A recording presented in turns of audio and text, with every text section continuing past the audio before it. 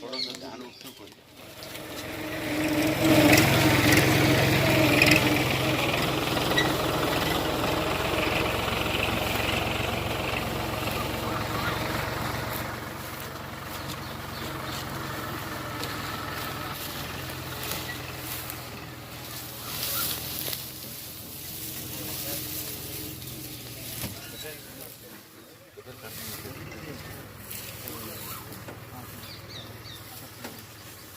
अबे स्नैप ले दो फोटो ले ले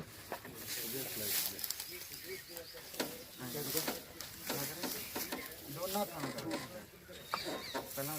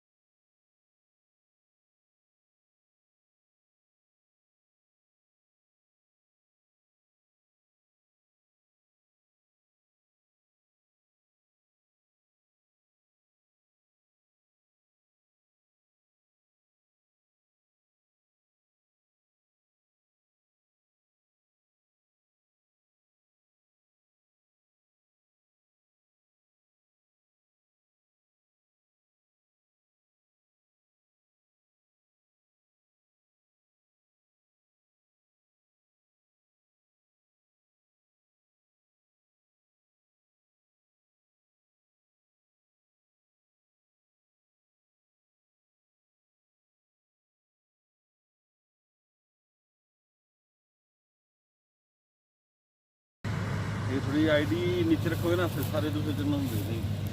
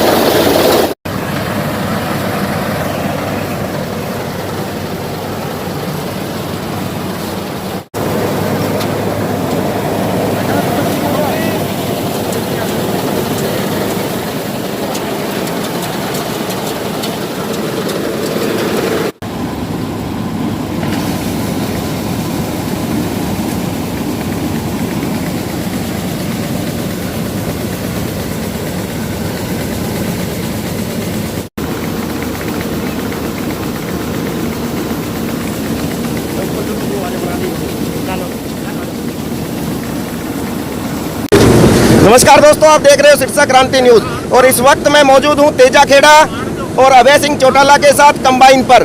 पिछले 2 दिन से, कल से ये अपने खेत की गेहूं खुद कंबाइन चलाकर निकाल रहे हैं। अभय जी, कल से आप लगे हुए हो, क्या मैसेज दे रहे हो पूरे हरियाणा को? आजकल कोरोना का टाइम है, और सरकार जो है किसान को लगातार परेशान कर रही है। लेबर की बहुत बड़ी कमी है और लेबर जो है लगातार अपने अपने प्रदेश की तरफ जा रही है।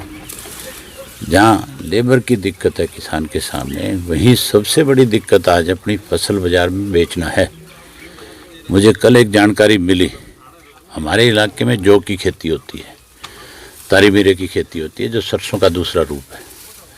जब किसान मंडी में लेकर के गया तो वहाँ जो अधिकारी बैठे थे उन्होंने ये कहा कि भाई अगर तुम मंडी में इसको लेकर के आओगे तो तुम्हारे खिलाफ मुकदमे दर्ज कर देंगे। उन्होंने पूछा फिर हम कहाँ लेके जाएं? तो उन्होंने 2 मिल हैं आइडेंटिफाई कर रखे हैं कि उनमें ले जाओ। वहाँ जब लेकर के गए तो 5 से 7 1 किलो तो उनका वैसे ही कम कर दिया उन्होंने, और 300 रुपये क्विंटल के पीछे सरकारी रेट से उनको कम दिया।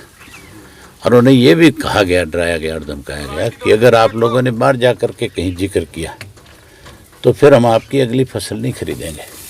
मतलब किस तरह की लूट प्रदेश में मची हुई है, आप इस बात से अंदाज़ा लगा सकते हो। दूसरा, जहाँ इन्होंने मेरी फसल मेरा ब्यौरा शुरू किया था और उसके बाद इन्होंने कहा था कि कभी 20 क्विंटल लाओ, कभी 50 क्विंटल लाओ, 40 क्विंटल लाओ, कभी 10 क्विंटल लाओ, यहाँ तक भी कईयों को तो 5-5, 7-7 क्विंटल के लिए भी कहा, भी इतना ही लेके आओ। मुझे खुद को कहा कि 5 क्विंटल लेकर के आ जा। अब कहते हैं कि जितना मर्जी ले आओ। तो फिर जितना मर्जी ले आने की बात थी, तो फिर ये मेरी फसल मेरा ब्यौरा, ये किस चीज़ का? ये जो रोज़ाना मैसेज दिए जाते हैं, रोज़ाना लिस्टें लगाई जाती हैं, ये फिर किस लिए? ये फजूल में इस सरकार ने एक फैसला कर लिया कि हमने किसान को कमज़ोर करना है, किसान को व्यापारी के साथ लड़ाना है, मजदूर और किसान के बीच में खाई पैदा करना है। आज मंडियों के अंदर गेहूँ जो पड़ी है कोई बढ़ने वाला नहीं है, अगर कहीं भरी गई तो कोई सिलाई करने वाला नहीं है, कोई उठाने वाला नहीं है। इससे ज़्यादा बुरा हाल और क्या होगा? सरकार कहती है कि हम जो कर रहे हैं वो सारा ठीक कर रहे हैं, हमारे पास इतनी गेहूँ आ गई। गेहूँ तो किसान ने ला करके तुम्हारे अपने खेत से निकाल करके ला करके डाली है। अब तक किसान को एक नया पैसा किसी को नहीं मिला। इन्होंने 7 प्राइवेट बैंक दे दिए और उन बैंकों से कह दिया कि जाओ खाता खोल लो। बैंक से खाता खोलने के लिए भी आदमी को 30 किलोमीटर सफ़र करना पड़ता है। वो जो 7 प्राइवेट बैंक है वो या तो हमारे यहाँ के किसान के लिए जाना पड़ेगा डबणी, और या फिर जाना पड़ेगा सरसा। कोई किसान अपना खाता खुलवाने क्यों जाए? क्या मतलब है? अगर सरकार ने किसी के बैंक में पैसा डालना था तो फिर सरकार कोऑपरेटिव बैंक में डालती, उसका सरकार उसका जो है सोसाइटियों में डालती, ग्रामीण बैंकों में डालती, सरकार उसका पैसा SBI की ब्रांच जगह जगह उसमें डालती, स्टेट बैंक ऑफ इंडिया की ब्रांचेज है, पंजाब नेशनल बैंक की ब्रांचेज है, उनमें डालती। जो कम से कम जो सरकारी बैंक हैं उनमें पैसा जाए तो कम से कम उसका पैसा सेफ तो है। अब सरकार ने जहाँ किसान को कमज़ोर करने की साजिश रच रखी है, वहीं व्यापारी को भी मारना शुरू कर रखा है, वहीं लेबर का बहुत बुरा हाल है। जी, CM और डिप्टी CM कल भी वीडियो वायरल कर रहे थे सोशल मीडिया पे कि हम पूरा गेहूं खरीद रहे हैं। 2-3 वीडियो भी उन्होंने वायरल किए, लेकिन कल नारनौद में ना तो किसानों की 4 किलोमीटर लंबी लाइन लगी हुई थी ट्रैक्टरों की। ना तो CM घर से बाहर निकला, डिप्टी CM को तो बेचारे को खेती की कोई जानकारी है ही नहीं। वो तो फोटो तो खिंचाता है, कणक काटते हुए फोटो खिंचाता है, किन्नू के बाग में घूमते हुए, लेकिन अक्ल नाम का भौरा नहीं है खेती के लिए। कहना आसान है, हकीकत बहुत बड़ी चीज़ होती है। आप लोग मंडियों में धक्के खाते हो, देखते हो कितनी बुरी हालत है। मुख्यमंत्री हमारे साथ रोज कहता था कि मैं वीडियो कॉन्फ्रेंसिंग करके प्रदेश की सारी स्थितियों के बारे में आपसे चर्चा करूंगा। 10 दिन हो गया, कहीं दिख ही नहीं रहा। मुख्यमंत्री की जो जिम्मेवारी है वो भाग रहा है, इसका मतलब अपनी जिम्मेवारी से। वो डिप्टी CM को लेकर के बैठता था, हमारे साथ बात करता था, बुलाए बैठे ना, ताकि दोनों से हम पूछें कि कहाँ खड़े हो तुम। कल उन्होंने दोनों के दोनों लूटने में लगे हुए हैं। मुख्यमंत्री को मैं बहुत ठीक आदमी मानता था, लेकिन मुख्यमंत्री में पता नहीं कहाँ कमजोरी आ गई, जिसकी वजह से जो मर्जी मुख्यमंत्री को आंख दिखा लेता है, जो मर्जी मुख्यमंत्री को कुछ कह देता है। मुख्यमंत्री मुझे बेबस नजर आते हैं। कल एक सीएम ने ऐप लॉन्च की है कि घर बैठे कोई भी आपको दिक्कत हो, कोई भी सामान चाहिए, आप उस पे डालें, आपके घर पे सामान पहुंच जाएगा। ये लॉकडाउन ऐप तो लॉन्च करती कि घर बैठे जाओ, कोई चीज़ ले आओ, कोई चीज़ मंगवा लो। मिलती तो बाजार में भी नहीं, घर में कैसे मिल जाएगी? अंतिम सवाल है, इनके पास कौन से ऐसे संसाधन हैं जिसकी वजह से सारी चीज़ें उन तक पहुंचा दें? सारा दिन स्वाय ऐप लॉन्च करने, लाओ आपके ये तेरा ऑनलाइन करने, मेरी फसल मेरा ब्यौरा पोर्टेबल पे लाने की बातें करती है। ये तो विदेशों में जिस तरह की चीज़ें होती है, उन चीज़ों को हमारे यहाँ थोपना चाहते हैं। सब फालतू की बातें हैं। ऐप वैप में कुछ नहीं धरा, सिर्फ लोगों का ध्यान डाइवर्ट करना है। किसान कैसे कमज़ोर हो उसके लिए ऐप बनाते हैं। अभय जी, आप पीढ़ी दर पीढ़ी अब खेती करते आ रहे हैं, क्योंकि ये हमारा धंधा है जो किसानों से जुड़े हुए हैं। आप कब से खेती संभाल रहे हैं?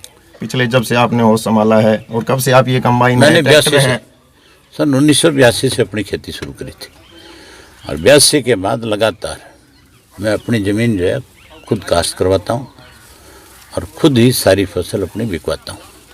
मैंने आज तक ज़मीन ना तो कभी किसी को ठेके पे दी, और ना ही कभी मैंने कोई 5वें हिस्से पे, चौथे हिस्से पे लोग रखे।